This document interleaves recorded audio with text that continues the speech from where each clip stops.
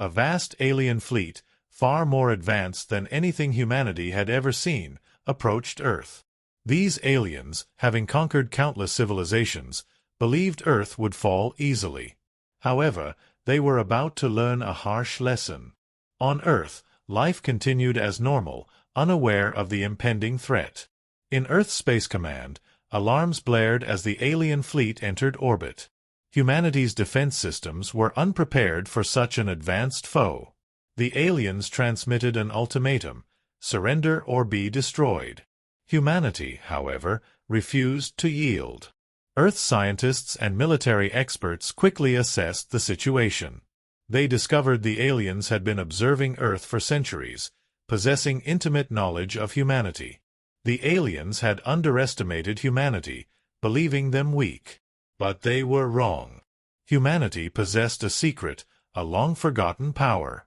Earth's military launched rockets at the alien fleet. The rockets, small compared to the massive alien ships, were easily deflected by the alien shields.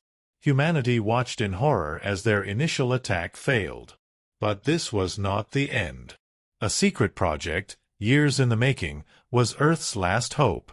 As the alien ships hovered menacingly, humanity's best minds worked feverishly to activate their secret weapon. Suddenly, thousands of hidden ships emerged from underground bunkers, forgotten military bases, and secret spaceports. These ships were massive, powerful, and equipped with technology surpassing anything the aliens had ever encountered. Humanity had been preparing for this day. Earth's fleets launched a devastating counterattack. Laser fire and missiles rained down on the alien ships. The invaders were stunned. They had not expected such a powerful, organized defense. The aliens, furious at this unexpected resistance, demanded Earth's surrender. Humanity, united in its resolve, refused. The battle raged. The alien shields weakened under the relentless assault. Their ships began to take damage. They had underestimated humanity's resilience. The first encounter ended with the alien fleet retreating, shocked and humbled. Humanity had proven they were not a weak, insignificant race. The alien fleet, reeling from the unexpected resistance, retreated to regroup. They communicated frantically with their home world, realizing Earth was unlike any planet they had conquered. On Earth, celebrations were tempered by the knowledge that the war was far from over.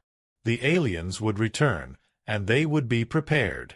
In Earth's command centers, leaders discussed their next move. The alien fleet had retreated, but not been destroyed. It was only a matter of time before they attacked again. Humanity could not afford complacency. The victory was temporary. General Harrison demanded information about the aliens. Dr. Elisa Martins, the lead scientist on the defense project, explained that while the alien technology was far superior, they were not invincible. Their reliance on energy shields was a weakness. If those shields could be disrupted, humanity had a chance. But time was needed to develop new tactics. The reality of the situation sank in. Humanity had won the first battle, but the war had just begun. News of the battle spread across the globe. People celebrated, but fear lingered. What if the aliens returned stronger? What if they brought reinforcements? What if they decided to obliterate Earth entirely? Above Earth, the human fleet remained vigilant. Thousands of warships, newly built and retrofitted with advanced weaponry, patrolled Earth's orbit. These ships, kept secret for years, were humanity's ultimate weapon. Now, the world knew their power. In the days that followed, Earth's military leaders worked tirelessly to develop new strategies and weapons. The attack had revealed the strength of their defenses, but more was needed. They had to understand the aliens, their tactics, and their weaknesses. Dr. Martins and her team worked around the clock, studying the alien technology. The scientists analyzed the alien ships, trying to understand their propulsion systems, their weapons, and the secrets of their energy shields. They pored over the data collected during the battle, searching for any clue, any weakness they could exploit. They knew that the next battle would be even harder, and they had to be ready. Meanwhile, the military strategists planned for the inevitable return of the alien fleet. They knew that the aliens would not make the same mistake twice. They would come back with a larger fleet, with more advanced weapons, and with a better understanding of human defenses. The strategists worked on new battle plans, incorporating the lessons learned from the first encounter. They focused on tactics that could disrupt the alien shields and exploit any weaknesses in their formations. The engineers worked on improving Earth's defenses. They upgraded the existing weapon systems, making them more powerful and more accurate. They developed new weapons designed specifically to penetrate the alien shields. They also worked on strengthening Earth's own shields, making them more resistant to alien attacks. The intelligence agencies worked to gather information about the aliens. They tried to learn about their home world, their culture, their technology, and their motivations. They hoped to understand why the aliens had attacked Earth and what they wanted. This information was crucial for developing a long-term strategy for the war. The world watched and waited. The initial euphoria of victory had faded, replaced by a sense of grim determination. Everyone knew that the future of humanity depended on their ability to withstand the next alien attack. The world had united against a common enemy, putting aside their differences and working together to protect their planet. The scientists continued their research, making slow but steady progress. They discovered that the alien shields were based on a complex energy field that could be disrupted by specific frequencies. They began working on devices that could generate these frequencies, hoping to create weapons that could neutralize the alien shields. The military continued their preparations, training their forces and building new ships. They knew that they had to be ready for anything. They drilled their pilots in new combat maneuvers designed to counter alien tactics. They equipped their ships with the latest weapons and defensive systems. The intelligence agencies continued their work, gathering more information about the aliens. They learned that the aliens were a highly advanced race, but they were also arrogant and overconfident. They had conquered so many worlds that they believed no one could stand against them. This arrogance, the humans hoped, could be their undoing. The world waited, tense and expectant. They knew that the aliens would return. It was not a question of if, but when. And when they did, humanity would be ready. They would fight for their planet, for their freedom, for their very survival. They had shown the aliens that they were not the weak, primitive race they had thought. They were humanity, and they would not be defeated. The alien technology they had captured, they studied the energy shields, the propulsion systems, and the weapons. Slowly they began to uncover the secrets behind the aliens' advanced technology, but there was one thing they couldn't understand: why had the aliens come to Earth in the first place? What made this planet so important? Meanwhile, on the alien ships the mood was not one of defeat but of anger and disbelief. The fleet commanders were furious at the unexpected turn of events. The humans had put up a fight, one that had cost them dearly, but they were far from defeated. They knew that they had to regroup, repair their ships, and come back with even more firepower. The alien fleet's leader, a cold and calculating figure named General Vorex, stood before his officers, his anger barely contained. We will not let these primitives stand in our way. Earth will fall. Prepare for the next phase of our invasion. This time we will not underestimate them. But as Vorax spoke, a deeper concern simmered within him. The humans had fought with a ferocity he had never seen before. He had watched the battle from afar, marveling at their tactics and their bravery. The humans were not like the other species they had conquered. They were different. There was something about them, something primal, that made them a force to be reckoned with. Back on Earth, the military and scientific communities were working around the clock. New weapons were being developed and new strategies were being formulated, but they knew that the next battle would be even harder. The aliens would return with more firepower, and they would not make the same mistakes again. The world was on edge. Earth had won the first encounter, but the cost of victory was becoming clearer with each passing day. The aliens were not finished, and humanity had to be ready for whatever came next. The quiet of the night was broken by a sudden explosion in the distance. It was a reminder that the battle was far from over. The war was just beginning, and Earth's victory in the first encounter would be nothing compared to the challenges that lay ahead. Humanity had proven that they could fight back, but now they had to prove they could win. The galaxy was about to learn that Earth was not a place to be taken lightly. Across the galaxy, the news of Earth's unexpected resistance spread like wildfire. The universe had long thought of humanity as an insignificant species, scattered on a small, seemingly inconsequential planet, but after the unexpected defeat of the alien fleet, everything changed. The Galactic Council, an assembly of powerful species that governed vast stretches of space, had long ignored Earth. The human race was considered primitive, their technology limited, their reach small. They had never been a threat to the larger, more advanced civilizations, but now things were different. In the Grand Council chambers high above the capital planet of the Union, the leaders of the galaxy sat in a circle. Representatives from the Shadar Empire, that Tylo Collective, the Cathan Alliance, and many others were present. The atmosphere was tense as debates about the incident on Earth raged on. "We cannot ignore this," said the leader of the Tylo Collective, a tall, angular figure with glowing blue eyes. "Humanity has demonstrated an ability to resist forces far superior to their own.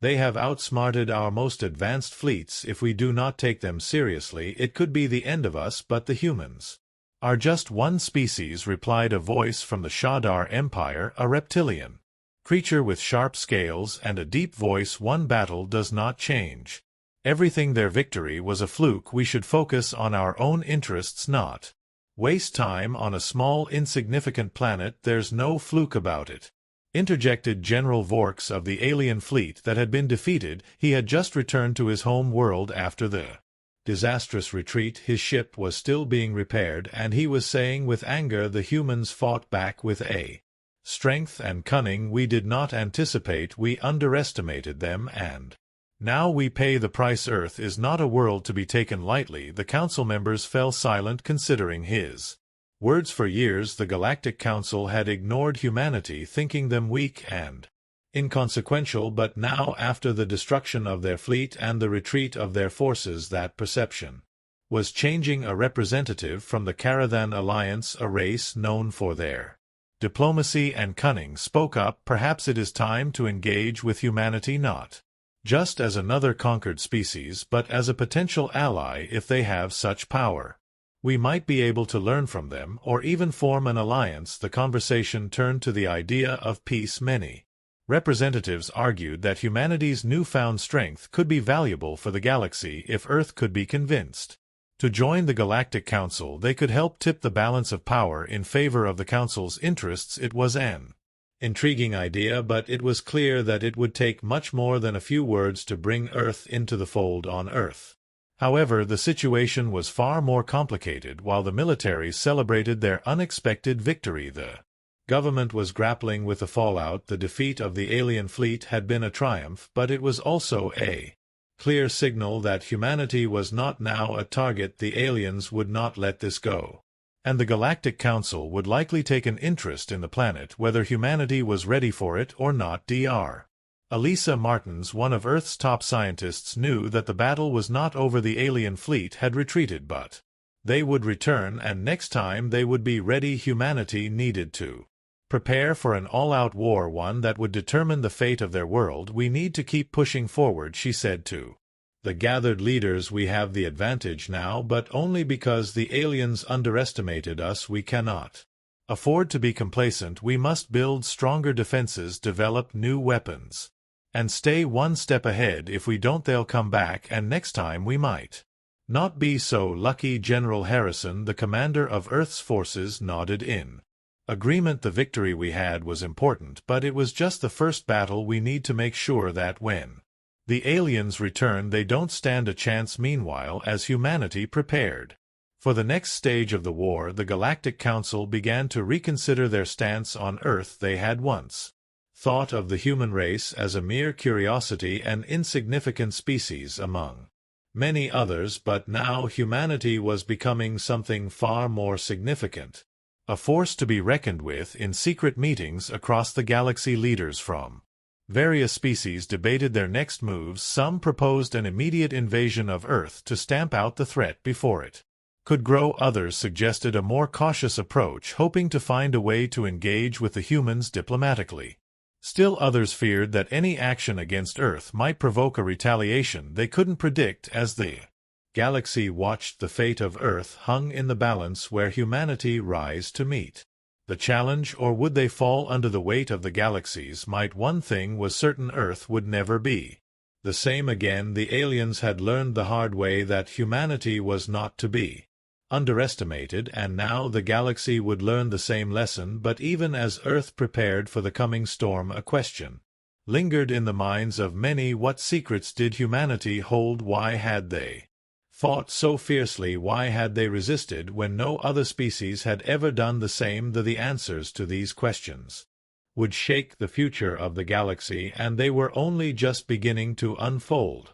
The next chapter of humanity's story had begun, and it was a story the galaxy would never forget. The Galactic Council had been shaken to its core after centuries of unchallenged power. A small, previously insignificant planet had forced them to reconsider everything they knew about the universe. The aliens now had no choice but to confront the growing presence of Earth on the galactic stage. In the deepest chambers of the Council's grand headquarters, a debate raged on. Representatives from all corners of the galaxy had gathered to discuss the threat that Earth now posed. Some spoke with fear in their voices, others with disdain, but none could deny the reality: humanity was not a species to be ignored any longer. "I still can't believe what happened," said VCK, a tall, skeletal figure from the Alliance, his voice trembling. "We sent our fleets, our best ships, to crush them, and yet they turned it around. How is that possible?" The debate had started with a sense of disbelief, but now more and more members of the Council were coming to a grim realization: Earth had something special, something they hadn't anticipated. No one had expected humans to respond with such ferocity. One by one, the leaders weighed in, their opinions divided, but their fear unified. "We underestimated them," said Shellac, the leader of the Carathan Union, a species known for their intelligence and calculating minds. "Humanity possesses something we didn't recognize: ingenuity. In that last battle they did something we've never seen before. They utilized their ships in ways we couldn't have imagined. It wasn't just about firepower. It was about tactics." A soft murmur rippled through the room. For the first time, the Council had to admit that humanity had something unique: their ability to adapt, their creativity under pressure, and their willingness to fight against all odds made them dangerous in ways the galaxy hadn't expected. "They have no choice but to survive," said Quatrix, the diplomatic envoy of the Scoth Collective. When faced with the total destruction of their civilization, humanity fought back with everything they had. There is a desperation in them, a drive to live that we haven't seen in any other species. It's something we cannot ignore. Across the room, representatives from various other species were starting to agree. The notion that humanity could be easily destroyed was fading as the Council members molded over the situation. Their fear and admiration grew. "We need to make a decision." Varnek spoke again, his voice now more determined. "This isn't a small problem anymore. Humanity might not be as advanced as we are, but they've shown that they can overcome challenges we thought impossible. If we leave them unchecked, they could become a serious threat." The tension was palpable. Some Council members advocated for immediate action, an invasion, a show of force. They believed that striking before humanity could grow any stronger was the only way to preserve their control over the galaxy. But others like Shak and Kuri spoke in favor of diplomacy. "We cannot approach this as we have with other species," Shak said, his voice firm. "Earth is different. They are a species driven by survival. Yes, but they also possess something that could benefit us all if we approach them carefully. We may form an alliance, one that benefits us and one that ensures we don't face another surprise attack." There was a long silence after Shik's words. The room seemed to hold its breath, as if everyone understood that what came next could change everything. Finally, the leader of the Galactic Council, the ancient and wise Thor, a being composed of shimmering translucent light, spoke. Perhaps the time has come to test humanity in a different way. Feller said, his voice calm but full of authority. We cannot underestimate them, but neither can we allow them to become a wild card.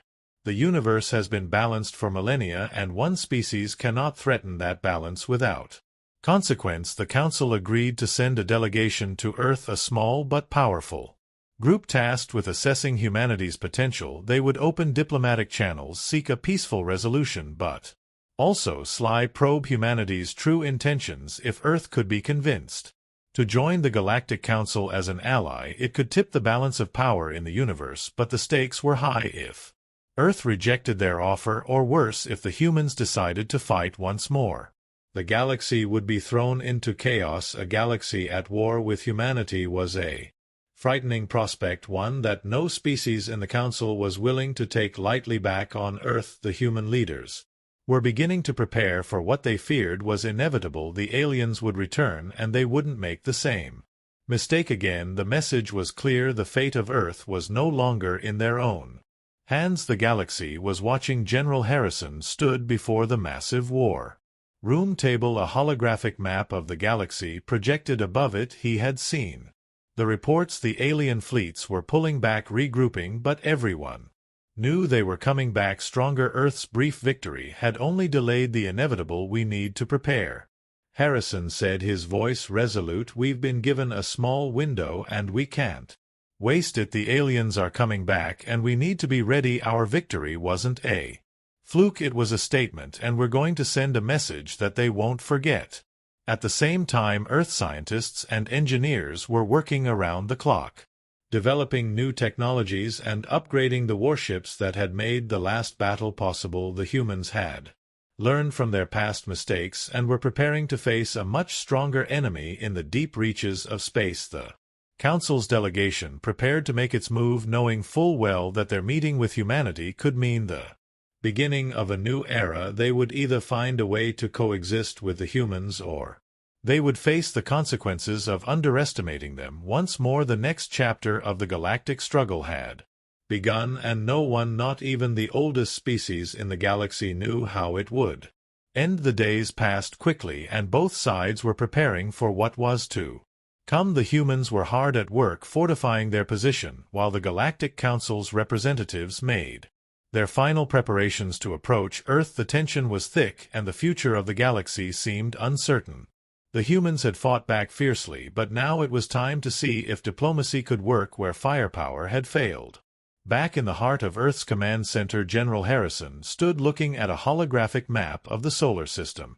The alien fleets were still a significant distance away, but they were coming. There was no mistaking it. Harrison knew that humanity had a limited amount of time before the Council's delegation arrived. We don't have much time, Harrison said, his voice a low murmur. We need to be ready for anything. The Council might be coming for peace, or they might be coming to finish what they started. We have to be prepared for both. The warships were ready, the soldiers were ready, but deep down, Harrison knew that the outcome of this encounter could shape the future of humanity. Would they be able to avoid war?